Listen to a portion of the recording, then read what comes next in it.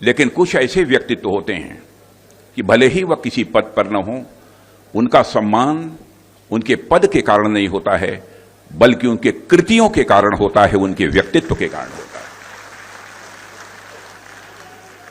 श्रद्धेय अटल बिहारी वाजपेयी जी एक वैसी ही शख्सियत थे। जैसे आप सभी यहां पर पढ़े लिखे लोग बैठे हैं, आप जानते हैं 111 तीनों एक एक एक हैं, लेकिन पहले का जो एक है उसकी वैल्यू 100 है, 20 का जो एक है उसकी वैल्यू 10 है, और अंतिम में जो एक है उसकी वैल्यू 1 है। लेकिन कौन कहां पर बैठा है इस कारण उसका मूल्यांकन होता है, लेकिन यह चीज श्रद्धेय अटल बिहारी वाजपेयी जी पर लागू नहीं होती है। एक ऐसा अद्भुत उनका व्यक्तित्व था। आज अटल जी की जयंती की पूर्व संध्या पर हम सब यहां पर एकत्रित हुए हैं।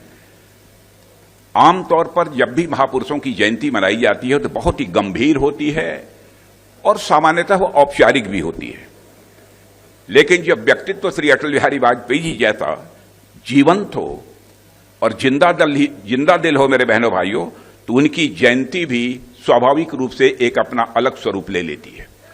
मैंने देखा है कि जब भी उनकी जयंती का कार्यक्रम होता है, भले ही वो हमारे बीच नहीं हैं, लेकिन उनको श्रद्धांजलि अर्पित करने के लिए लोगों के अंदर एक ललक होती है, और जो भी कार्यक्रम आयोजित होते हैं उन कार्यक्रमों में लोग भाग लेते हैं। यह खुशी की बात है कि इस आयोजन का माहौल मैं मानता हूं न तो औपचारिक है, न ही बहुत बोझिल है, बल्कि अपनत्व और आत्मीयता से यह पूरी तरह से भरा हुआ है। ठीक वैसे ही जैसे अटल जी का जीवन और उनका व्यक्तित्व था जो हर किसी को छू जाता था, और इसको जीवंत बनाने के लिए मैं समझता हूं कि भारत के ही नहीं बल्कि दुनिया के माने जाने कवि भी यहां पर मौजूद हैं।